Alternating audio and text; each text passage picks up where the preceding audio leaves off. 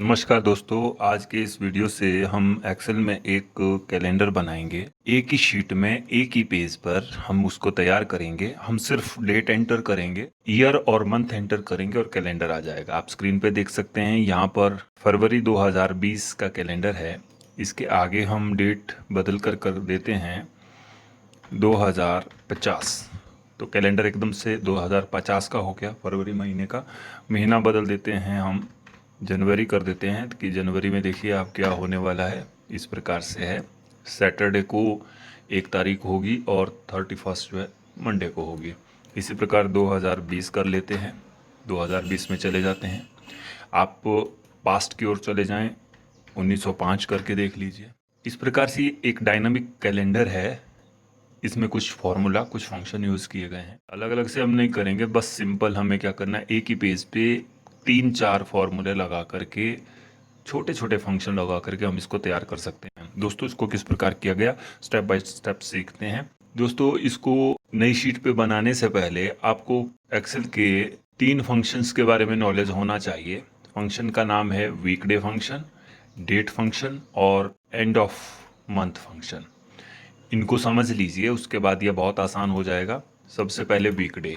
दोस्तों, वीकडे में क्या रहता है, आप ये सिंपल डेट हमने लिखी है और यहाँ पे हमने वीकडे लिखा है, वीकडे A2, 1। यानी हमने पूछा 5 फरवरी 2020 को जो वीक था उसमें 5 तारीख का दिन कौन सा है। अगर मान लीजिए इस प्रकार से हम लिखते हैं संडे, और संडे को हम नंबर देते हैं 1,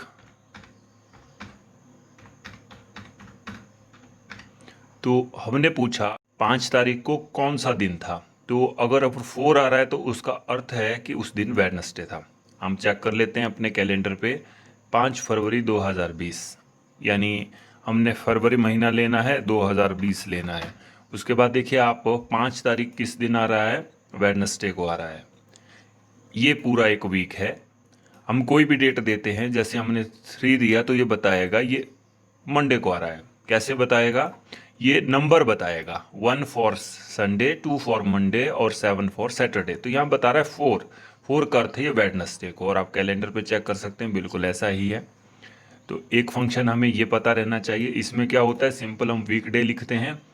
वीकडे के अंदर हमने A2 दिया जिसमें हमने अभी डेट डाली थी, और उसके बाद कॉमा करके 1 कर दिया। 1 का अर्थ होता है कि हम संडे को पहला दिन मानेंगे और सैटरडे को लास्ट दिन मानेंगे। अगर 2 करते हैं तो उसका फॉर्मूला फिर कुछ और होगा कि मंडे को पहला दिन मान लीजिए, 3 किया तो ट्यूसडे को। इस प्रकार से होगा, ऑप्शन में आ जाएगा। उसको अगर आप देखना चाहें तो ऐसा करके देखें। यहाँ बताया गया 1 का अर्थ होगा कि संडे पहला दिन है और सैटरडे 7th दिन होगा। अगर 2 करते हैं आप तो क्या होगा, मंडे पहला दिन होगा और सैटरडे 7th डे होगा। अगर 3 करते हैं तो क्या होगा, मंडे पहला दिन होगा लेकिन गिनती 0 से शुरू होगी और 6 तक चलेगी, संडे लास्ट डे होगा। अगर 14 करते हैं तो क्या होगा, थर्सडे पहला दिन होगा और वेडनेसडे 7th दिन होगा। तो हमने सबसे पहले वाला लिया 1, कि हमें संडे पहला दिन करना है, तो संडे को पहले दिन से गिनती शुरू की। ये वीक में रहता है कि पहला दिन कौन है, इसलिए रहता है कि पहला दिन कौन है, तो संडे को कर सकते हैं, मंडे को पहला दिन कर सकते हैं। उसके लिए हम जो है ये आगे नंबर डालते हैं 1 2 3 करके। ये ऑप्शन में आ जाएगा, आप यहाँ से इसको सीख सकते हैं। अगर आपको ज़्यादा मेहनत नहीं करनी, 1 रखिए आप। तो वीकडे क्लियर हो गया। उसके बाद आते हैं हम and of month. And of month होता है कोई डेट है, जैसे 2/2/2020, यानी फरवरी का जो महीना है वो कितने दिनों का है। बार बार हम पूछते हैं जनवरी 31, फरवरी 28, मार्च। तो ये देखने के लिए वो डेट आप डाल दीजिए कोई किसी भी मंथ की, वो बता देगा वो कितने दिनों का। जैसे हम यहाँ डालते हैं 22/9/2020, तो ये बता रहा है 30 दिनों का ये मंथ है। हम देखते हैं इसी डेट को डाल करके, यानी हमने या 9th मंथ डालना है और 2020 करना है, तो ये 30 का ही है। यानी एंड ऑफ मंथ का होता है कि मंथ का जो आखिरी दिन है वो 30 है या 31 है, यानी 30 दिन का है, ये 31 दिन का, ये समझ लीजिए। और लास्ट जो फंक्शन है वो है डेट। डेट होता है, डेट फंक्शन का काम बहुत सिंपल है, अलग अलग सेल में डेट लिखी गई है, यानी ईयर अलग सेल में है, मंथ अलग सेल में है, डे अलग सेल में। हम चाहते हैं ये तीनों एक हो जाए और डेट बना दे, उसके लिए डेट हम यूज़ करते हैं। सिंपल आपने डेट लिखना है सबसे पहले, उस सेल का एड्रेस देना है जिसमें आपने ईयर लिखी है, उसके बाद आपने मंथ वाले सेल का एड्रेस देना है, फिर आपने डे वाले का देना है। ये डेट का फॉर्म तैयार करेगा और इसका काम खत्म। तो दोस्तों ये 3 फंक्शन अगर आपने सीख लिए तो आप ये कैलेंडर बड़ी आसानी से बना सकते हैं। शीट पे हम इसे करके देखते हैं। यहाँ से D5 पे हम आए और यहाँ से हमने आगे 7 सेल सेलेक्ट कर लिए और यहाँ फॉन्ट में जा करके कृति देव फॉन्ट किया। आप इंग्लिश में सीधे करेंगे संडे मंडे तो वो भी चल पड़ेगा, इसका कोई असर नहीं पड़ेगा। यहाँ पे हम लिखेंगे रविवार। अगले सेल में आए,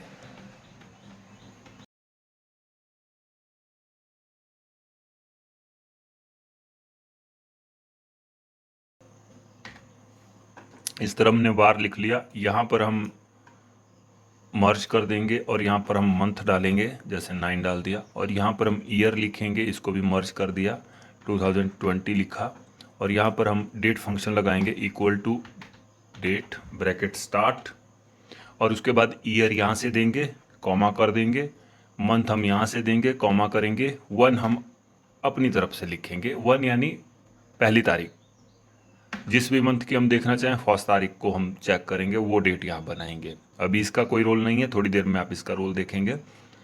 इसके बाद अब यहाँ पर फॉर्मेटिंग के लिए इसको सिलेक्ट किया, बैकग्राउंड कलर आपने जो भी देना है दे सकते हैं, और फॉन्ट कलर जो आपको अच्छा लगे,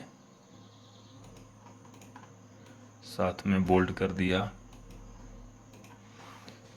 यहाँ पर दोस्तों आपने फंक्शन लगाना है, फॉर्मूला लगाना है इक्वल टू डेट। डेट में आपने $साइन जरूर यूज़ करना है, इसलिए कि जब हम इसको ड्रैग करेंगे तो ये एब्सोल्यूट रेफरेंस बदले ना। इसका अर्थ होता है कि हम ड्रैग करते हैं तो एड्रेस बदलते हैं, एड्रेस नहीं बदलने चाहिए, इसलिए हम $साइन लगाते हैं। G4 हमने किया, G4 में आता है 2020, E4 हमने किया, उसमें आता है मंथ, और हमने वीकडे यहाँ लगाया। वीकडे क्या करता है, हमें वीक बताता है। हमने पूछा है 9th जो मंथ है 2020 का, वो और 1 तारीख, वो उसमें वीकडे 1 तारीख को कितने नंबर पे है, यानी उस दिन कौन सा बार है, वीकडे ये पता करेगा, और डेट फंक्शन इसको डेट बनाएगा और डेट में से ये माइनस करके बताएगा कि उस दिन कौन सी तारीख आ रही है। और एंटर किया तो आप चेक करिए, इसमें आ रहा है 30/8/2020, यानी 30 तारीख आ रही है। अब 1 तारीख को जो आना है वो मंगलवार होगा, उसमें से हमने क्या कर दिया, माइनस कर दिया, क्योंकि हमने जिस सेल पे किया है वो 2 सेल छोड़ के है पहले, इसलिए हमने माइनस कर दिया। अब अगले सेल पे हम आएंगे तो इसमें क्या करेंगे, इक्वल टू इस तारीख में जो है हम प्लस कर देंगे 1, तो फिर क्या होगा, जो तारीख निकल के आएगी वो 31 होगी। इसके बाद इसको हम ड्रैग कर देंगे लास्ट तक, इस प्रकार से। थोड़ा सा बड़ा कर लेते हैं इस प्रकार से। फिर अगले सेल पे हम जब आएंगे तो उससे पहले आप इस पूरे को सिलेक्ट करिए और इसको नीचे तक ड्रैग कर दीजिए। पूरा ड्रैग कर दिया, यहां पर आप लिखेंगे इक्वल टू, और ये वाला जो एड्रेस है प्लस कर दिया इसमें 1, तो 5/9/2020 से यहाँ 6 हो गया। अब इसके बाद इसको ड्रैग कर दिया लास्ट तक। ये ड्रैग वाला फॉर्मूला बहुत आसान है, इस तरह आप करेंगे तो बड़ी आसानी से होगा। अब आप देखिए लास्ट जो तारीख आ रही है, कहाँ तक पहुँचे हम, यहाँ 26 हो गया, यहाँ 29 हो गया, 30, 31। तो हम क्या करेंगे, 1 लाइन और छोड़ देंगे, उसके बाद वाला हम डिलीट कर देंगे। यहाँ पे हमारा पूरा कैलेंडर तैयार हो जाता है 6 लाइनों में। अब ये जो डेट आ रही है तो पूरी डेट आ रही है, हमें क्या सिर्फ डे चाहिए। डे चाहिए तो हम क्या करेंगे, इसमें अगर हम चाहें तो डे भी लगा सकते थे, लेकिन हम इसको सिलेक्ट करेंगे इस प्रकार से। सिलेक्ट करने के बाद आप जो है यहाँ होम पे क्लिक करते हुए, यहाँ नंबर के आगे एक एरो बना है, इस पे क्लिक करेंगे और यहाँ से आप कस्टम पे जाएंगे। कस्टम पे जाने के बाद यहाँ DD MM YY तीनों चीज़ें हैं, इसको इस प्रकार से सिलेक्ट करके यहाँ आप लिखेंगे DD, यानी हमें दिन दिखाए और कुछ नहीं। उसके बाद आप क्या कर देंगे, ओके कर देंगे। ओके करेंगे तो ये सिर्फ दिन दिखाएगा और उसके बाद कुछ भी नहीं दिखाएगा। अब ये हमारा कैलेंडर तो तैयार हो चुका है, लेकिन इसमें क्या प्रॉब्लम है कि 30 31 पिछले महीने की आ रही है, यहाँ पर जो ये आपको दिख रही हैं, और इस तरफ जो है 1 2 3 आगे को भी दिखा रहा है। तो इसलिए हमें अब इन तारीख को कंट्रोल करना है कि जो मंथ के बाद की तारीख होंगी और पहले की तारीख हैं वो नहीं आनी चाहिए। तो इसके लिए हम क्या करेंगे, इस पूरे को सिलेक्ट करेंगे, फॉन्ट इसका ब्लैक ही रखें, पूरे को सिलेक्ट किया और कंडीशनल फॉर्मेटिंग में जाएंगे। कंडीशनल फॉर्मेटिंग में जाकर के आपने न्यू रूल पे क्लिक करना है और उसके बाद आपने क्या करना है, use formula to determine which cell to format, ये कर दिया। यहाँ पर आपने फॉर्मूला लगाना है कि आप कौन सा डेट को देखना चाहते हैं, कौन से नहीं। यहाँ पर आपने लिखना है इक्वल टू, नीचे आएंगे और यहाँ फॉर्मेट में जाएंगे। हमने कहा इस डेट से छोटी होगी, यानी 1 तारीख से जो पीछे होगा वो बिल्कुल क्या हो, उसका कलर जो है वाइट हो जाए, वो हमें दिखना नहीं चाहिए। ओके कर दिया, फिर ओके कर दिया। अब आप देखिए जो 1 तारीख से पीछे का होगा वो वाइट हो जाएगा, 1 2 सेल जितने भी जहां भी होगा, इस डेट से जो छोटी डेट होगी वो वाइट हो जाएगी। और 31 से जो अधिक होगी, यानी मंथ का जो लास्ट डे है उससे जो बड़ी डेट होगी वो भी वाइट हो जानी चाहिए। तो इस पूरे को फिर से सिलेक्ट करेंगे, उसके बाद कंडीशनल फॉर्मेटिंग में जाएंगे, न्यू रूल्स, न्यू रूल के बाद यूज अ फॉर्मूला, और उसके बाद यहाँ पे फॉर्मूला आप लिखेंगे equal to D6 greater than end of month, यानी इस मंथ का जो एंड होगा उससे अगर डेट ज़्यादा है तो वो भी क्या हो जाए, वाइट हो जाए। उसको वाइट कलर सेलेक्ट किया, ओके कर दिया, ओके। अब आप देखिए इस प्रकार से अब हमारा मंथ तैयार है। अब हम क्या करेंगे, इस पूरे को सिलेक्ट करेंगे, फॉर्मेट में गए, कॉलम विड्थ में हमने ऑटो फिट कॉलम विड्थ कर दिया, और उसके बाद देखिए ये बिल्कुल अपने आप ऑटो फिट हो गया है। इसके बाद आप इस पूरे को सिलेक्ट करके आप इसको सेंटर कर दीजिए, और बोल्ड करना है तो बोल्ड कर दीजिए। इस प्रकार से आपका कैलेंडर तैयार है।